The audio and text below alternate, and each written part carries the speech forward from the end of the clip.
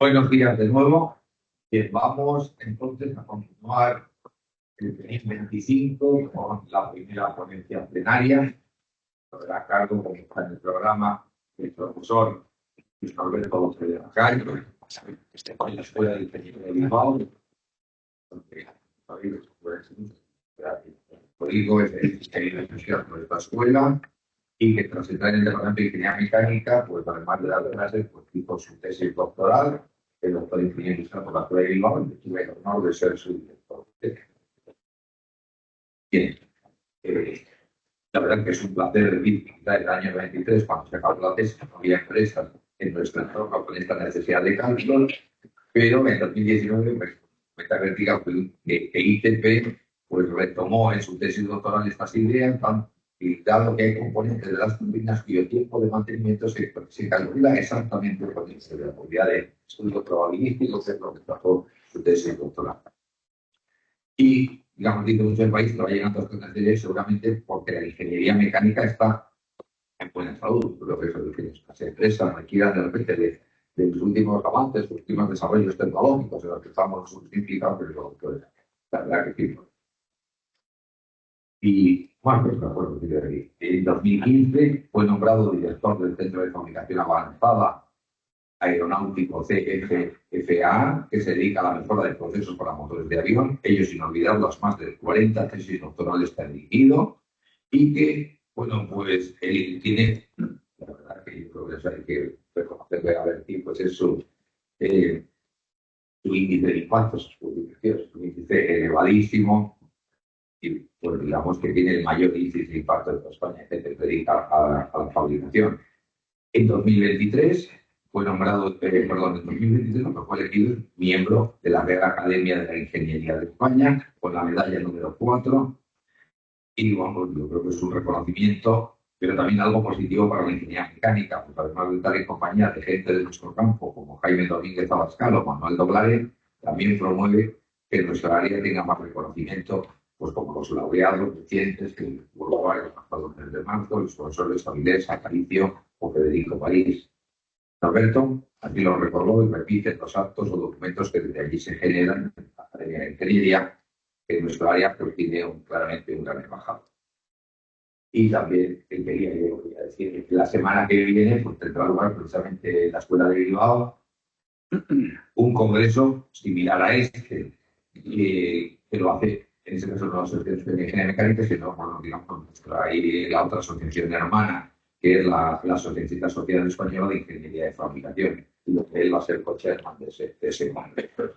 Bueno, yo creo que todo esto no me hace sino ahondar en agradecer a Norberto López de la Calle, y para casi todos, para los amigos, el que esté hoy aquí en Santander, a pesar de esa complejidad de la organización de este congreso de fabricación, en una escuela que para mí es tan entrañable, la Escuela de Bilbao, pues que nos acompañe hoy, que tenga bien pues, impartir esta conferencia plenaria en este primer día del 35, pero del 25 Congreso Nacional de Ingeniería. Nada más, esperar que gracias a mi buen amigo Roberto López de la Calle, este mismo señor académico de la Ingeniería, y todo ello que esto aquí viene a mí.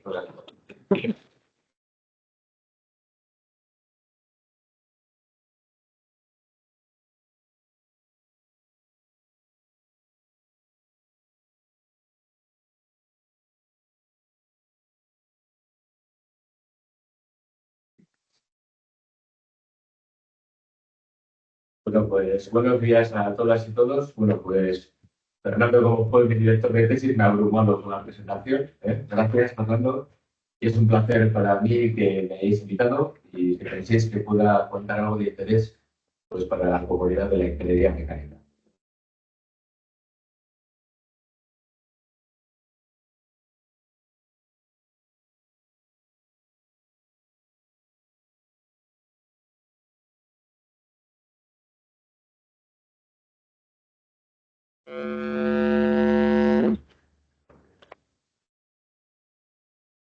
Otra vez, a ver si ahora se ha hecho o no, a ver si funciona así.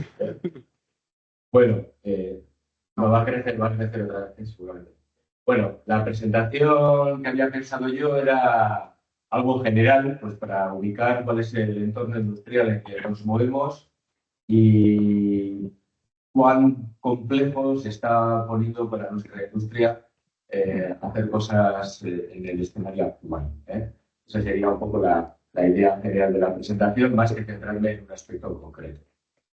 Y bueno, deciros que esta presentación nace también después de que me regalaron un libro en la Real Academia de Ingeniería, que es, voy a decir el título porque es clarísimo, Caput, el fin del milagro alemán, de Wolfgang Anschau, que es un libro que se editó en el año 2024 y que implica pues, la crisis industrial que hay en Alemania y, por tanto, por extensión, en Europa, ¿no? Por tanto, no es un libro optimista y todo lo que viene generalmente del mundo industrial no es demasiado optimista. Por eso, la primera parte de la presentación quizás os parezca algo optimista. Sin embargo, iremos tomando ánimo, puesto que también veremos que esos cambios tan drásticos o contundentes que están tomando lugar en la industria, pues en España pues, se puede seguir el ritmo, se puede hacer cosas, puesto que tenemos las tecnologías habilitadoras para ello. Bueno, primera ubicación histórica, ¿no? ¿Dónde nos encontramos? Nos encontramos, según mi opinión, en la mitad de la cuarta revolución industrial. Oficialmente, la cuarta revolución industrial nace en el año 2011, cuando se utiliza por primera vez este término en un programa del gobierno alemán para financiar a sus industrias. Y desde entonces se extiende pues, por la EMO, la Mesa de Hannover, el Foro de Davos, etc.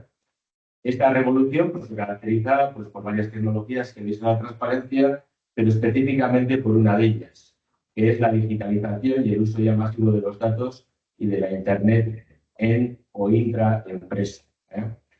Veis que las revoluciones industriales cada vez han sido más cortas, cada vez se tarda menos entre que surgen ideas y estas ya eclosionan y ya se expanden por la sociedad, ¿no?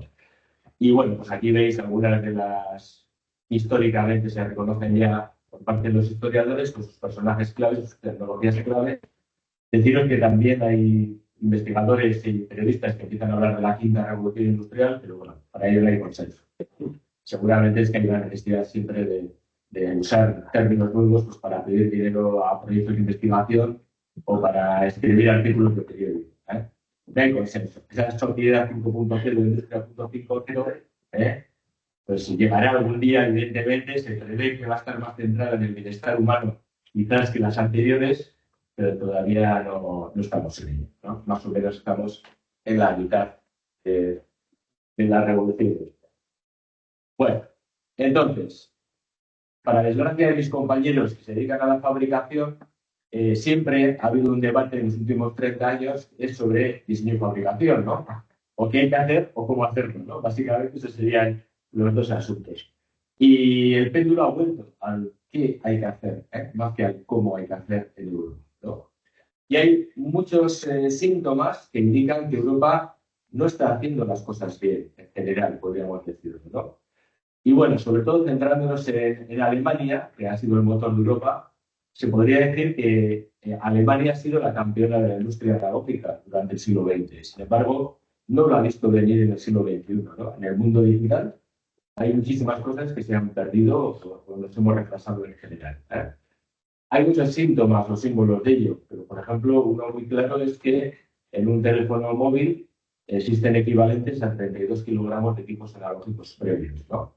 Yo mismo el otro día estaba poniendo un cuadro en el centro y me dijeron, ¿tienes un nivel en el móvil? No sabía que tenía un nivel en el móvil, pero tienes brújula, nivel, medidores, metros, y acceso a otro tipo de información. Cada vez hay más gadgets médicos que están también basados en el móvil con diferentes aparatejos, etcétera. Pues veis, pues esto clarísimamente, el centro de gravedad de estos desarrollos no está en Europa, están en otros sitios, ¿no? Bien, también podríamos retomar, asociado a esto, un viejo indicador de cuánto vale un kilo de producto producido en cuanto a su valor añadido, ¿no?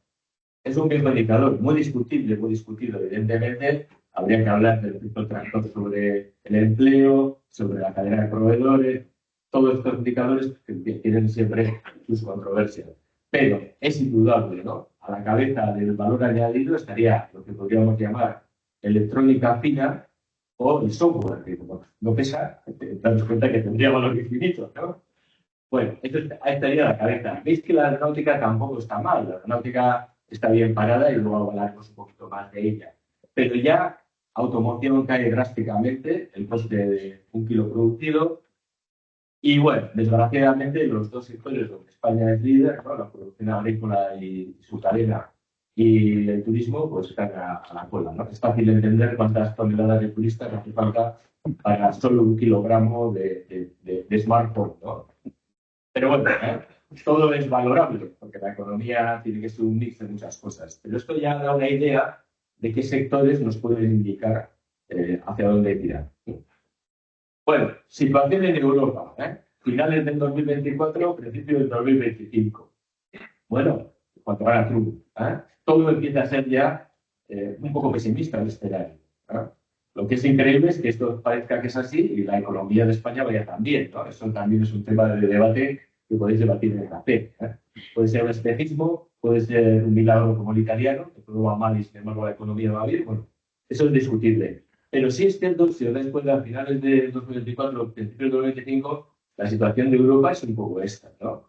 Europa es el líder moral y regulatorio del mundo, para lo bueno y para lo malo, y lo más alto valor añadido se produce fuera, lo de más bajo valor añadido se produce fuera, incluso públicamente sale a la palestra la necesidad de que nos tengamos que defender solos, ¿no? Y bueno, pues esta situación es la que genera que en Europa aparezca el informe Draghi, el informe Leto, aparezca ese libro que os he dicho del alemán, que es un alemán que lo escribe, y que genera una especie de revolución, ¿no?, en esa opinión. La situación no ha sido fácil, evidentemente, en los últimos 20 años, ¿no? La crisis financiera provocó un drama, ¿no?, económico en muchas sociedades y economías. Sin embargo, daros cuenta que la crisis financiera se notó menos en aquellas zonas, por ejemplo, aquí Cantabria o el País Vasco, donde había más industria, ¿no?, porque se mantenía el empleo, no era acumulativa. Y de ahí salió algo positivo, que es que Europa vio que Made in Europe volvía a ser parte fundamental de la ecuación. De hecho, se retomó en los planes de investigación, en todos los planes europeos, la etiqueta Made in Europe. ¿Pero qué pasaba? Pasaba que se había hecho un camino de desglobalización demasiado rápido y largo ya, ¿no? Y la crisis del COVID volvió otra vez a poner a la palestra que incluso lo más sencillo no se fabricaba aquí, las mascarillas, los guantes, todos nos acordamos de aquello, ¿no? Y bueno, pues algunas empresas también tuvieron que estar. Bueno, ¿qué más vino después? La guerra de Ucrania. La guerra de Ucrania pues, puso a Europa ante el espejo también, ¿no? De no nos van a defender desde fuera, tenemos que defendernos solos, ¿no? Y también darnos cuenta que te pones ante el espejo y en ese psicoanálisis sale la necesidad de solucionarlo, ¿no? Y todos nos damos cuenta que siendo de la ingeniería militar o de la producción militar va a ser muy importante, ¿no? Ahora, bueno, final del 2024 se publica el informe de Draghi y el informe Leto. Los dos son libres, los podéis consultar en internet. Son muy largos, pero hay resúmenes de menos páginas. Y claramente lo que indican es que hay que tomar medidas drásticas, industriales, económicas, sociales, ¿no? Y bueno, no hay grandes recetas. Yo creo que merece más el análisis que las recetas. Pero las recetas básicamente es consolidar donde Europa tiene capacidad de liderazgo, como la ingeniería, por ejemplo, en general, los bienes de equipo, la construcción, también la automoción europea tiene un valor enorme, potenciar lo iniciado, lo que ya se ha empezado en la transformación digital, seguir dándole impulso a lo ferroviario, las gigafábricas de baterías, etcétera. Y sobre todo, lo que tenéis en verde, que debería estar más en rojo, incidir en donde nos hemos quedado realmente atrás, ¿no? Básicamente, militar, espacio, empresas de biotecnología y todo lo que es emprendizaje y startups, ¿no? Ahí es donde hay que hacer revulsivos, sobre todo a la derecha, para cambiar la situación. Veis entonces que la visión es un poco ceniza, pero como siempre ocurre, cuando alguien asume el problema, busca las soluciones, ¿no? Eso es un poco la idea fundamental. Bueno, entonces, situación general, ¿veis? Compleja. Pero a todo esto le tenéis que sumar ya, mirando más al detalle, que casi todo lo que nos rodea industrialmente está en cambio, cambio total, ¿eh? Cambios muy rápidos con unas oscilaciones muy rápidas. Casi, ¿eh? Salvo el chacolí y el vino de Rioja, todo lo demás está cambiando, incluso también el vino, ¿no? Estaría cambiando, en este. Bueno, vamos a hacer un repaso de todos los sectores industriales y cómo van cambiando, ¿eh? Así podéis discutir luego, incluso decir este no tiene ni idea, más adelante. Bueno, vamos con el primer sector. El primer sector es automoción, que tiene un impacto en el PIB español muy alto, ¿no? Estaréis todos de acuerdo conmigo que lo que durante toda mi vida fue el debate diésel o gasolina, ya no lo es, ¿eh? Yo lo tenía claro, yo soy un computador, siempre me compraba diéseles, ¿eh? Y nadie sabe cómo va a ser un coche en 5 años, exageradamente, ¿no? Depende de qué país hablemos, segmento de población, vuestra edad, etcétera. Unos estarán más de acuerdo que el coche tiende a ser una tablet con ruedas, otros, los más mecánicos de vosotros, diréis, seguir siendo un coche como lo de siempre, con un poquito más de electrónica, ¿eh? Seguramente las soluciones van a ser diferentes, pero es indudable. ¿Cuántos coches chinos ya hay en nuestras calles? Cosa que igual hace 5 años había casi nulos, o no sé si había alguno, ¿eh? Bueno, eso sería la parte del producto. Nadie sabe cómo va a ser un coche en 5 años. Y asociado además a los cambios del producto aparecen los cambios de las empresas que los producen, ¿no? ¿Qué vamos a ver en esas empresas? Menos componentes mecánicos. Menos componentes mecánicos. Va a seguir habiendo engranajes. Va a seguir habiendo engranajes. Va a haber más piezas de aluminio y silicio en el motor. No para el motor, sino para las carcasas de las baterías, etcétera, ¿eh? Eso es la parte de abajo. Pero también va a haber cambios en la parte de lo que es el white body, ¿no? O lo que es la estructura del automóvil, ¿no? ¿Qué va a pasar? Pues depende con quién habléis. Unos os hablarán de las gigaprensas con estupor y otros os dirán que las gigaprensas no van a tener más que un nicho de mercado. ¿Qué es una gigaprensa? Es una prensa enorme, hay 6 ahora actualmente en el mundo, que inyectan piezas de aluminio y silicio para la carrocería, no para el motor, ¿vale? La buena noticia es que la ingeniería es una empresa italiana, ITR, ¿eh? La mala noticia es que las 6 prensas están en Asia produciendo componentes para Tesla. Bueno, veis, cambios tecnológicos, cambio de producto, escenario muy cambiante. Por eso, a los que nos visitan en el CRA, siempre les decimos que nadie sabe cómo va a ser un avión en 5, todo el mundo sabe cómo va a ser un avión en 20, y que la tendencia industrial es escapar de automoción y venirse al paraíso que es la aeronáutica. ¿Por qué la aeronáutica es el paraíso? Fijaros ahí la curva de Airbus de posible venta de aviones de aquí al 2040. Van a reemplazar la flota existente y duplicarla. Más de 40.000 aviones de un pasillo y de 2 pasillos, cada uno tiene 2 motores, a lo que sumáis business craft, helicópteros, movilidad urbana, drones, etcétera, ¿no? Bueno, todo es brillante. Estabilidad, 20 años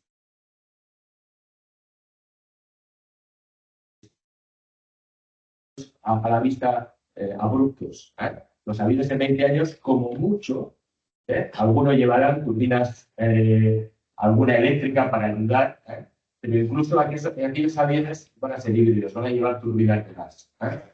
Las turbinas de gas actuales pueden quemar ya sustainable fuels, o sea, SAF, que viene de grafito reciclado, pueden quemar hidrógeno y pues van a ser parte de la solución de esos aviones híbridos. Como veis. El hidrógeno todavía está lejos, a los aeronáuticos se les oye hablar de ello, sobre todo después del COVID, pero sin mucho entusiasmo, siempre como un futurible a 30, 40 años, ¿no? Transportar hidrógeno a bordo es complicadísimo, tiene muchos problemas, todo lo que es el ciclo del hidrógeno. Y tecnológicamente, ¿qué nos encontramos? Uso intensivo de máquina herramienta, porque, por ejemplo, los motores son todos metálicos, aleaciones de cada vez peor maquinabilidad, más aleaciones níquel-cobalto y más composites. A los del fuselaje, que son composites de fibra de carbono, se van a sumar los composites cerámicos de matriz cerámica para los motores. Pero si alguno de vosotros tiene ya expertise en CMCs, va a ser su futuro muy brillante, porque la incorporación de CMCs es ya un hecho ya y va a seguir creciendo. Eso de ya, de lado. Bueno, ahora vamos a hablar de tres sectores que comparten un denominador común, aunque sea complicado. El primero es el mundo militar. El mundo militar solo hay que leer el periódico para darnos cuenta que ahí se va a invertir una cantidad ingente de dinero de aquí a 5 o 10 años, ¿no? Todo lo de la izquierda, ¿veis? Es a favor, ¿no? Es valor añadido para un país, es capacidad crítica de defensa, de cuenta que España no puede dejar que se le produzca todo lo de defensa fuera. Tenemos incluso amenazas singulares, no compartidas con el resto de países de Europa. Si ahora que veáis el mapa sabéis cuáles son. Y además, una cosa que hay que tener en cuenta, que genera una tecnología actual clarísima. De hecho, uno de los cambios últimos que ha habido es que ya no va lo militar por delante de lo civil. Ahora se han puesto a la misma altura temporal. Y hay una migración tecnológica entre ambos muy clara. Y bueno, pues acercarse al mundo militar va a ser interesante. En la Real Academia de Ingeniería tenemos un grupo de defensa muy activo y hay allí algunos militares, tanto en activo pocos, pero retirados mucho. Y es verdad que se nota que ellos están buscando generar, no a corto, porque a corto tú no puedes resolverte en un misil para mañana, eso lo tienes que buscar de otra forma. Pero buscar una cadena larga de gente de pruebas de concepto donde podría estar implicados. Es decir, ir alineando esos intereses pues, con los intereses a 15 o 20 años de la Universidad de Londres. Bueno, por contra, pues a la derecha tenéis pues, que una parte de la población siempre va a estar en contra, eso es inevitable. Y otro problema es político, que es muy complicado hacer proyectos de defensa en Europa, porque hay un país sobre todo que siempre está tocando las narices, muy cercano. Pero fijaros que para España sería una oportunidad, porque España es un país confiable para muchos países, como Polonia, puede ser, en otros países, Chequia, que no nos ven como el bully del patio en esos proyectos, con lo cual también se va a explotar eso, ¿no? La capacidad que tiene España de liderar proyectos, incluso proyectos donde la tecnología no esté en España, sino que sea Europa. Y bueno, pues para la parte de la población que está en contra, algunos estaréis aquí porque sois jóvenes, pues decir que es mejor invertir 200 que gastar 100. Es mejor hacerte tus aviones que comprar F-35. Eso va de cajón, los vas a tener que comprar. O los vas a tener. Arriba tenéis los tres grandes proyectos españoles, ¿no? La participación en el FCAS, que hay muchos centros en España que participamos en el desarrollo, la Fragata F-110, el Dragón 8, y hay otros también proyectos, ¿vale? ¿Por qué no se sabe mucho? Porque generalmente los que participan no hablan, por cuestiones clarísimamente de las. ¿Y por qué os decía que este sector tiene una característica que comparte con los clientes? Porque en España tenemos un cliente distinguido y distinguible que va a fraccionar y puede traicionar, que son las Fuerzas Armadas españolas. Ellos, con su necesidad, son un tester de lo que necesitan otros.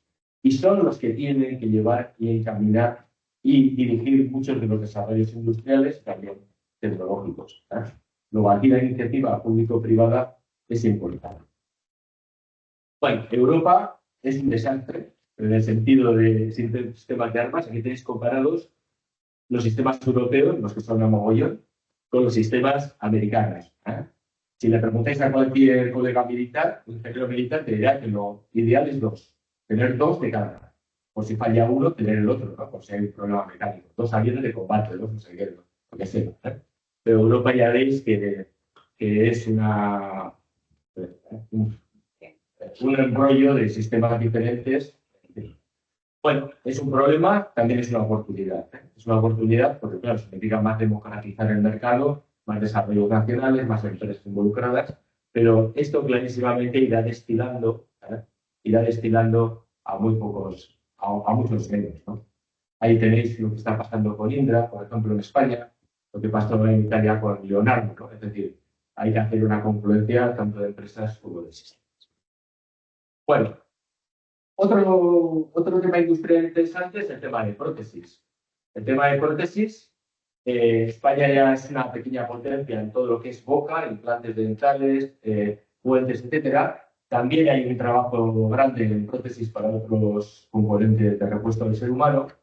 Y también hay aquí en este mismo congreso grupos que trabajan en biomecánica, con lo cual podríamos decir que es un sector optimista desde el punto de vista de que hay muchos miembros tecnológicos, ¿no? También se puede avanzar mucho en la iniciativa público-privada, porque daros cuenta que un país como España, que tiene mucha sanidad pública, es cuestión de decisión política también que eso se emplee para traccionar lo que es el sistema industrial. Así se está haciendo en algunas comunidades y, bueno, pues es meritorio, pero hay que seguir en ello, ¿no? Y bueno, es un sector muy industrial. Tenemos cuenta que al final son materiales. El titanio que se emplea en medicina es el mismo que se emplea en los motores de aviones, con el mismo grado de pureza. O sea, es una cultura muy, muy cercana a un industrial. Bueno, y el último sector donde el Estado debiera hacer algo, porque la iniciativa pública es fundamental, es espacio. Algo tiene que pasar en Europa, como veis, porque no está pasando ya en Europa, ¿no? En Estados Unidos se lanzan 2 cohetes a la semana. Hay 3 empresas ya privadas. Aquello es una orgía de satélites rodeándonos y en Europa es un sector congelado, institucionalizado, donde el dinero se distribuye como un castillo de naipes. Estamos perdiendo posibilidades, clarísimo. El negocio clarísimo es la explotación orbital y suborbital, en donde hay empresas en España, digamos, no es un desierto, pero evidentemente algo tiene que cambiar. Probablemente en España lo que va a ocurrir es que surjan más incubadoras del espacio, como está promoviendo la Agencia Española del Espacio. Que haya que hacer que nuestros jóvenes se encariñen con el espacio, como también hay clubes de cohetes en nuestras universidades. Pero bueno, es bastante complejo el mundo del espacio porque hablan una jerga difícil, es muy difícil de entrar, es muy difícil, es muy elitista. El que está no quiere decirte cómo ha entrado. Y bueno, pues también tiene connotaciones, como sabéis, militares, porque al espacio le llaman la zona gris y los militares están también muy asustados porque todo lo que pasa por encima de 100 kilómetros de altura es incontrolable. Puedes perseguirlo, pero no hay ley. Es el Far West. Ahora mismo. Pero bueno, ya veis que la gráfica es clarísima. Si no hace algo Europa, retraso otra vez en este cambio. Bueno, y ya por hablar de un sector también que nos implica a muchos de los que estamos aquí, está la máquina herramienta. La máquina herramienta en España es el 10º productor mundial. Décimo productor mundial. La máquina herramienta española se ha focalizado mucho en nicho, máquinas grandes o especializadas en sectores anteriores muchas veces. Es muy importante para una nación tener máquina herramienta. Es una KET, es la Key Enable Technology. A través de la máquina herramienta penetras y llevas desarrollos tecnológicos a muchos sectores a la vez. O sea, es multitarget. Problema, tamaño de nuestras empresas. La empresa más grande es Nicolás Correa o Danova, que están en torno a 600 trabajadores, pero lo normal es 150. Compiten contra Polyach de 14.000 empleados, como Bazar, MG Mori, etc. Es muy vulnerable, es muy copiable. Una máquina herramienta a un país que está emergiendo la puede fusilar en muy corto espacio de tiempo. Y bueno, es un sector de sufrir, pues como sufren los equipos ciclistas, ¿no? ¿No? O sea, a veces tienen buena suerte, a veces bajan, a veces suben. O sea, en este sector suelen decir una cosa: o no comen, porque no les compran, o no duermen, porque de repente les tienen años buenos, ¿no? Pero eso no es mantenible en el tiempo y también tiene que pasar la máquina. ¿Veis? Situación mala económica no, industrial rara, productos que cambian. Vale, la buena noticia, tecnologías habilitadoras que van a facilitar que esa fábrica del futuro llegue, ¿no? Pero antes permitidme una cosa. ¿Qué es una fábrica del futuro? La que nos venden muchos colegas de centros tecnológicos llenos de robots saltarines, donde los drones están y no hay nadie. No, esa empresa no es la de ahora, no es la fábrica de ahora. Tampoco va a ser la fábrica del futuro. La fábrica del futuro va a ser como la de ahora, con un poquito más de automatización y más datos. Los robots estos son muy bonitos, pero son demasiado caros. Están todavía fuera del mercado. Luego, por otro lado, fijaros esa frase que se la copia el presidente de ASME de una conferencia del año pasado. Esto es bastante cierto. Él decía que su abuela, para consultar el tiempo atmosférico, consultaba 17 satélites, 5 modelos de datos, 3 computadores, y dos torres de comunicación, y en cambio en los talleres todavía hoy día hay controles numéricos que parece que incluso ejecutan Windows XP. ¿Por qué ese retraso en el mundo industrial respecto al mundo del consumo, ¿no? Probablemente por dos cuestiones. Uno es que los clientes son demasiado diversos y todavía se hacen soluciones a la carta y no cosas genéricas que luego se pueden adaptar. Esta segunda va a ser la que van a seguir las empresas hoy día que están naciendo en esto el mundo de los datos, edge computing y tal. Ya están en esa fase de desarrollar soluciones que luego se puedan adaptar a cada cliente, como pasó con el CAD, con el CAM, con los elementos finitos. Siempre ha pasado eso. Al principio se nace de forma más individual y porque hace falta más multidisciplinaridad, pero a esto llegaremos luego, ¿no? Vale. Bueno, tecnologías habilitadoras que podemos tener. Las tecnologías habilitadoras que podemos tener, aquí tenemos una suma y luego nos centraremos en varias. Por daros algunas. Talleres con más visión artificial para control de calidad, para metrología. Se prevé que la metrología va a tender a la óptica, a captar la información siempre por cámaras. ¿Por qué? Porque puedes captar muchísimo más información de la geometría, es más rápido, y luego ya puedes hacer montones de controles de calidad, rugosidad, tolerancias, etc. ¿Vale? Problemas que tiene la óptica. Pues las piezas metálicas brillan y eso es un problema para la óptica o la precisión y resolución de los instrumentos. Pero se está trabajando en ello. Ya hay empresas que están comprando sistemas ópticos para controlar, incluso aunque no sean los que usen al final para chequear las cosas quitadas. Bueno, todo lo que es óptica. Luego, materiales, cada vez más complicados. Hincar el diente a estos materiales va a ser cada vez más difícil. Eso va a implicar también desarrollo de herramientas de corte o de estampación si fuesen otras tecnologías, ¿no? ¿Qué hemos dicho? Pues superaleaciones con más cobalto, más contenido en cobalto, significa más infierno. ¿Veis a la derecha? La imagen es el infierno de los fabricantes o mecanizadores. Si eres malo, te van a un infierno lleno de aleaciones de níquel, cobalto allí.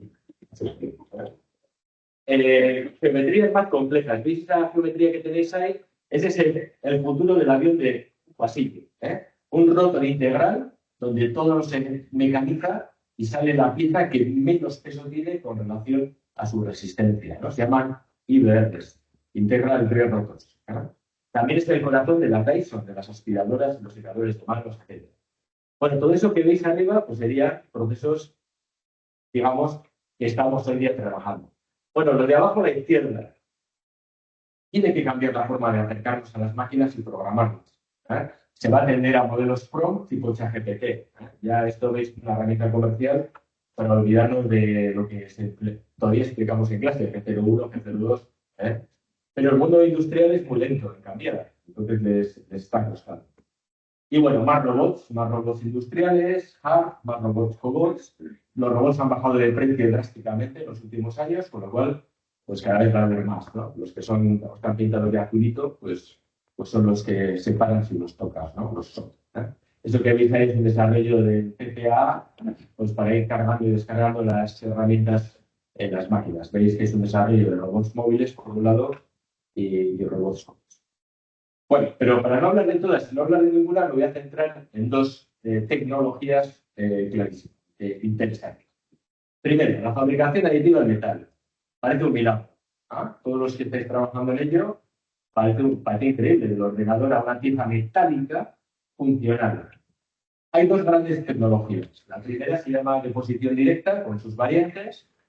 La tecnología, por resumir, es como una manga de pastelero que con un láser va fundiendo el polvo y va generando cordones de soldadura fino. Es más para reparar, es más para hacer detalles en piezas fabricadas por otras tecnologías.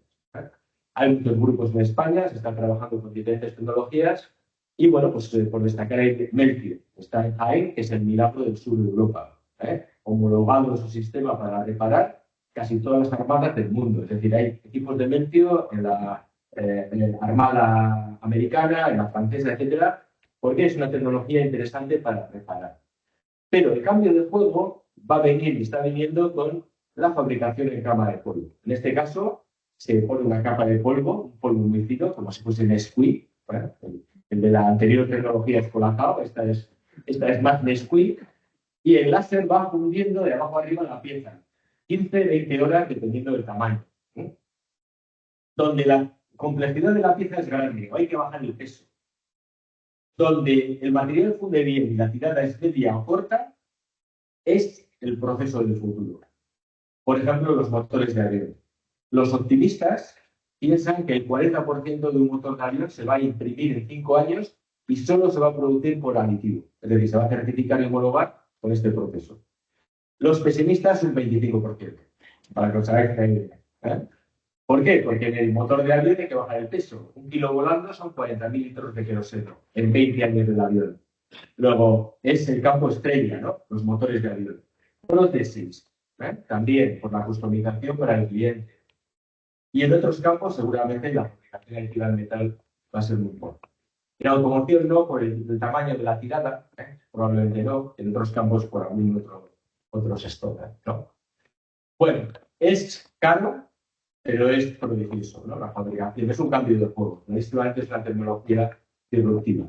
Y ahora que estamos casi todos universitarios, pues deciros también que se nota que han vuelto los metales a las universidades, ¿no? Y en escuela, todo era, está aquí por demás.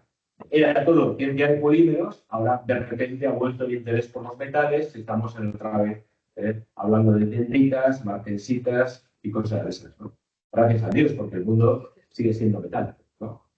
Pues eso sería una tecnología interesante.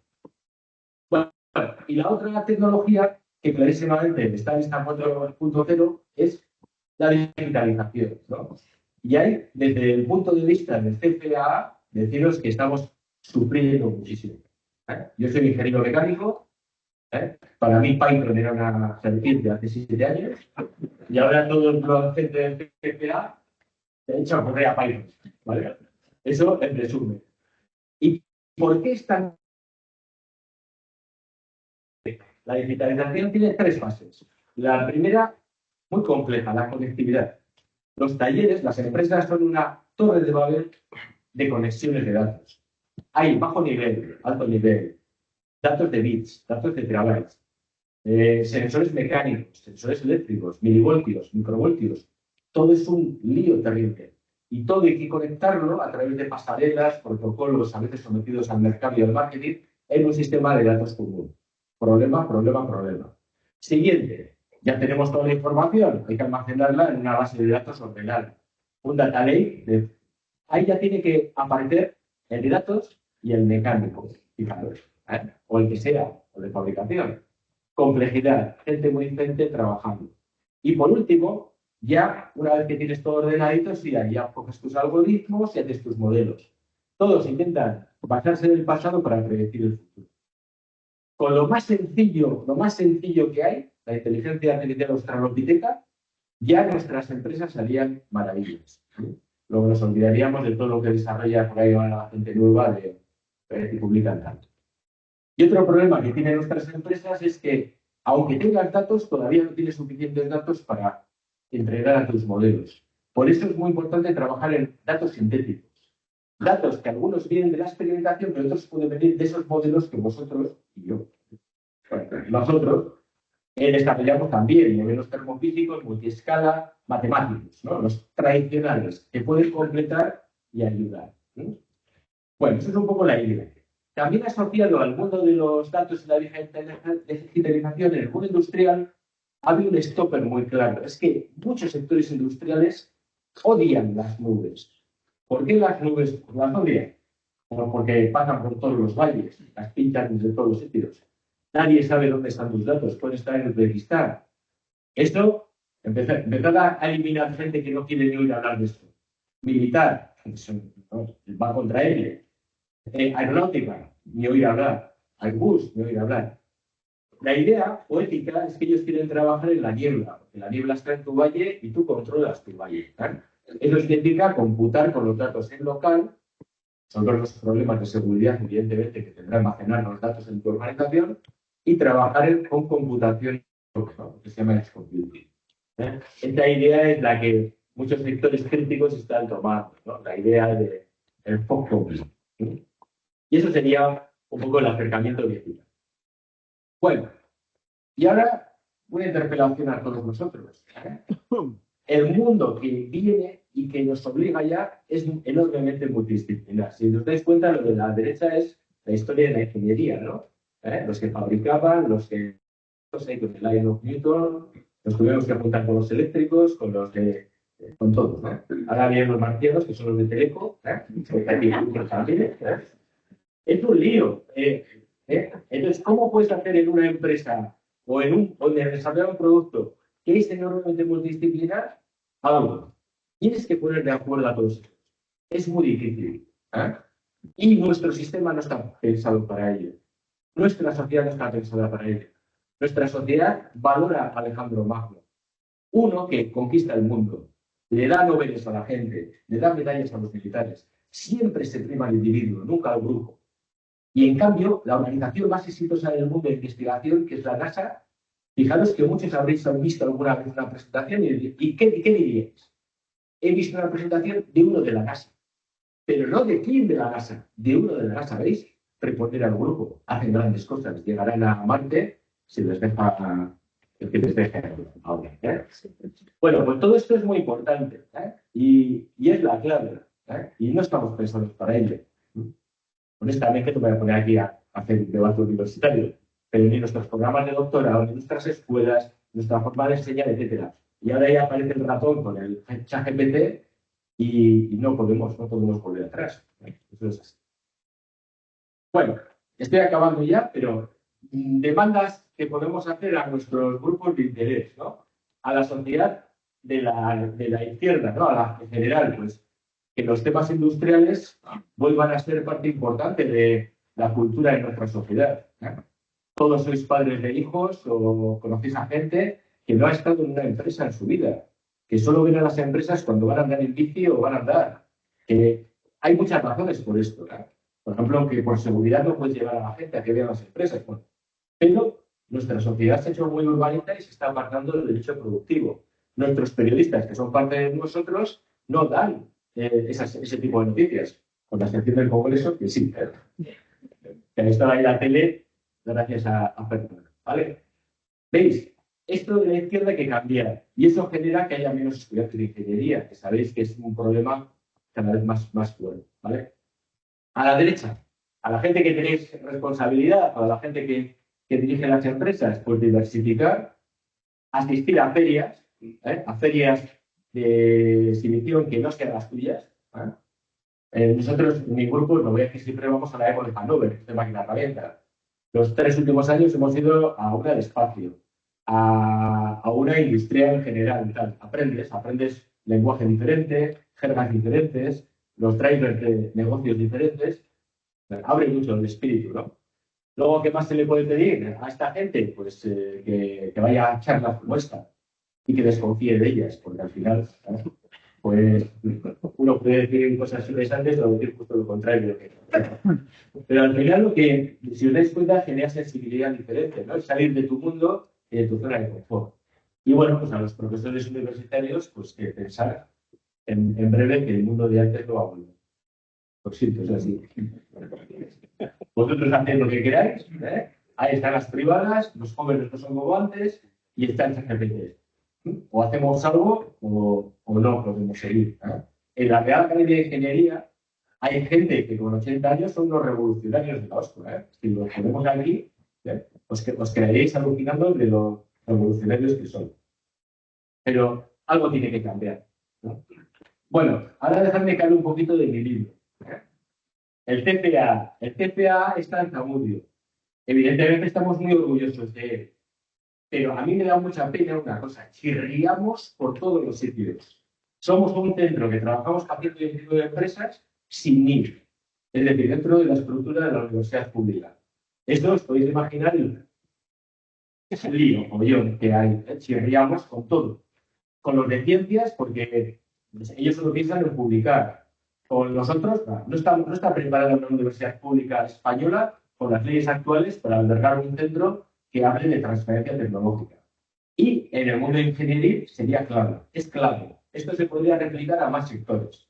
Luego, fijaros que trabajamos en un nivel de desarrollo de la tecnología que se llama el Valle de la Muerte, muy cercano al cliente final. Por eso nos pagan tanto, porque les damos resultados muy claros. Y bueno, y el otro gran problema que tenemos allí en el País Vasco, como seguro tenéis en todas las comunidades, es que el mundo está dividido en dos, ¿no? Industria financia los centros tecnológicos, educación a las universidades. Parece que son dos mundos que nadie los quiere juntar. Hasta dependen de dos políticos diferentes que a veces se llevan bien y a veces se llevan mal. Sin embargo, este centro es eficiente. Se lleva bien con los centros tecnológicos. Publica y da valor a las empresas. Se podría replicar en biomedicina, en cualquier sitio, pues, evidentemente con cambios, ¿no? Es una nueva forma de hacer las cosas y en este caso en el I+D+I. ¿Verdad? No tengo abuela, pero debo deciros que estamos muy contentos porque es un modelo de eficiencia, ¿no? Lo que se gasta se usa en impactar en la economía. Eso en ingeniería, pues es la...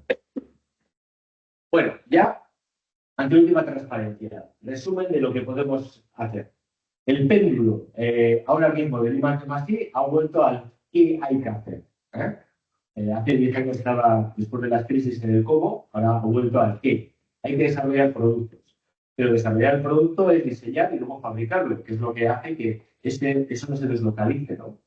Entonces, va a haber más fabricación aditiva en metal. Eso no es una moda. Dentro de 10 años se va a seguir imprimiendo el metal y se va a imprimir más. Va a haber más robots industriales, HAT y cobots. Va a haber más redes de datos. Ya nuestras empresas tendrán más redes, ¿no? Estaremos intentando ver en 5 años qué puede hacer el 6G por nosotros, ¿no? En el CFA tenemos un armario allí que pone 6G de unos de Teleco de mi escuela y todavía no lo usamos porque no sabemos qué hacer con él, ¿no?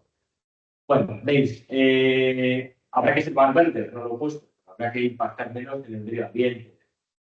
Desarrollar cosas más generales para luego adaptar a los clientes, sobre todo temas de digitalización, etcétera. Y bueno, al final, aunque haya más futuro en el sentido de máquinas, medios, etcétera, las personas van a seguir siendo las claves, ¿no? Porque sabemos que cada vez hay menos interés en nuestras carreras, ¿no?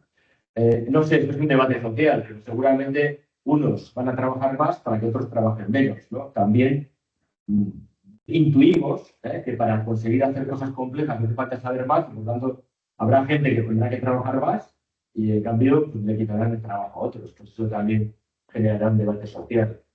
Y lo más importante, pues habrá que tener cambios también en estas organizaciones, ¿no? Primar a la inteligencia del grupo frente a la de las personas, ¿no?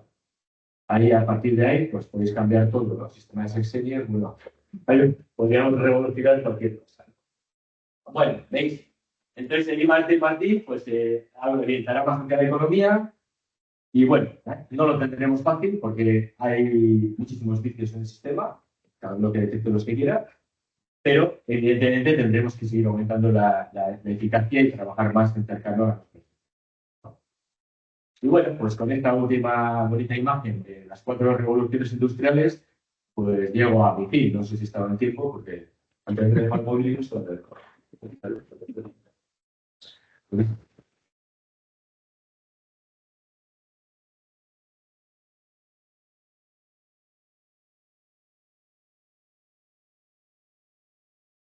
No sé si queréis hacer preguntas. Aquí el maestro de memoria se está hablando. Y algunas preguntas porque del auditorio. Una pregunta. Siempre repetimos la gente. Aquel de allí es de dejo, pero no lo quiere decir.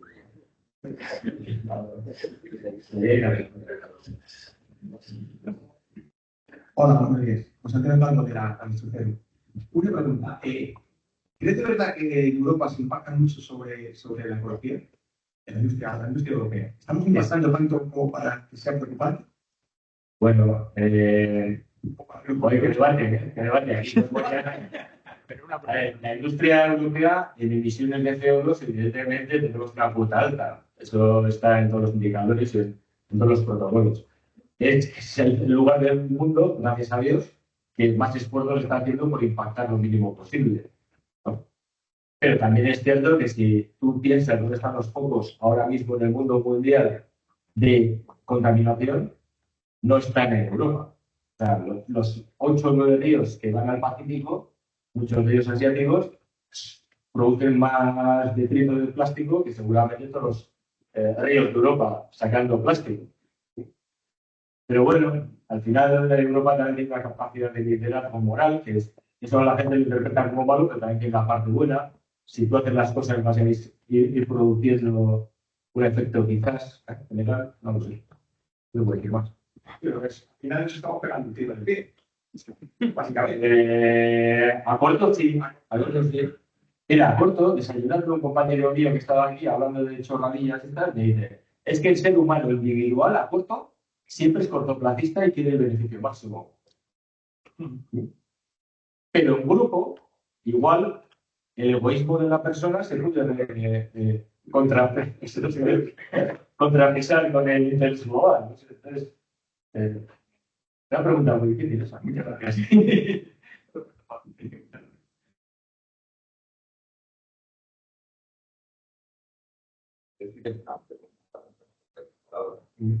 Y así que has hablado de esas disminuciones de que en el trabajo, que parece que ahora es más trabajo de la máquina.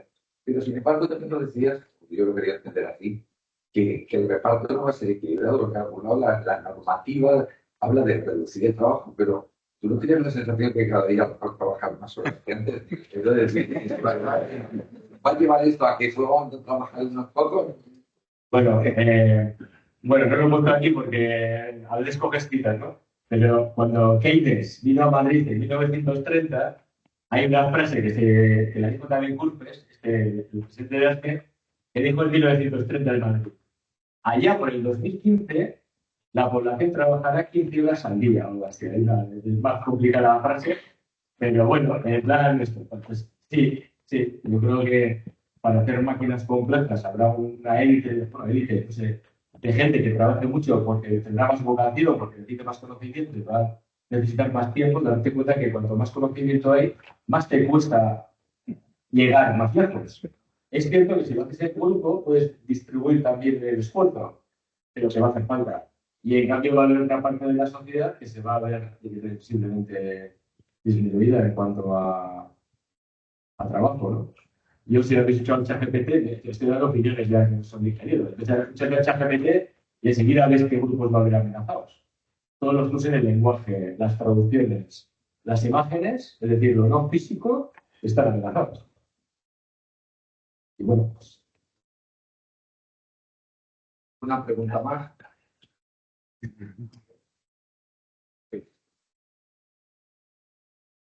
Sí, bueno, muchas gracias por la presentación de Alejandro Sen de Universidad Tecnológica Nacional de Argentina.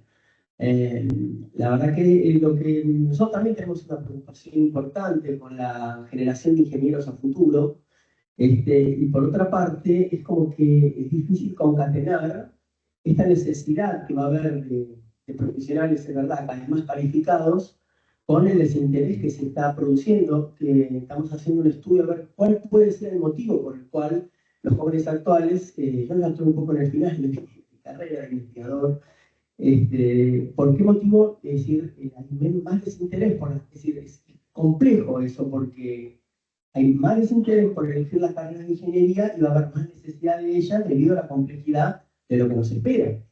Es decir, es como que tenemos un doble problema. No sé usted cómo lo veo, si es algo que quizás a lo mejor en Sudamérica tiene una perspectiva y quizás en el modelo europeo yo pensé que era, si bien está más desarrollado, pero veo que las preocupaciones sois un poco similares.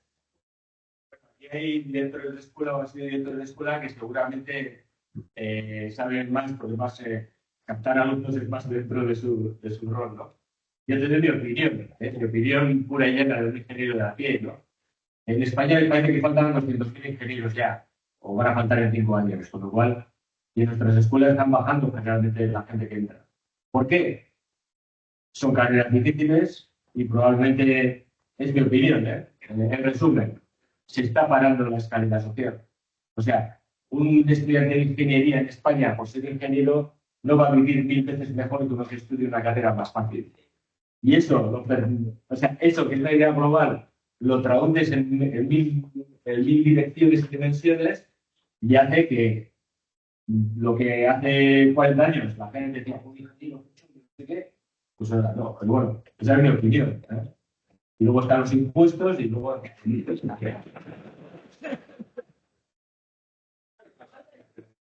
Pero ahí hay que tener aquí...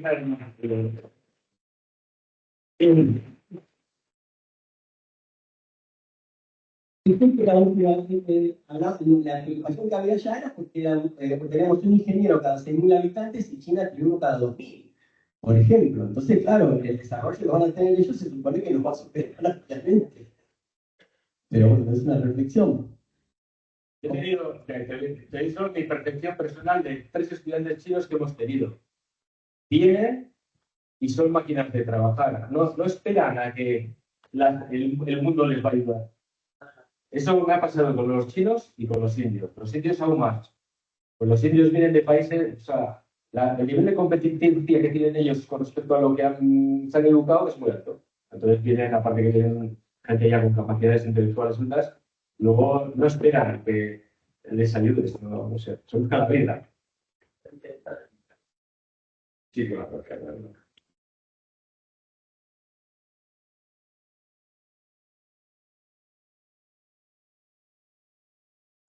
De la secretaría de cómo van a dar las certificaciones, la profesora adecuada.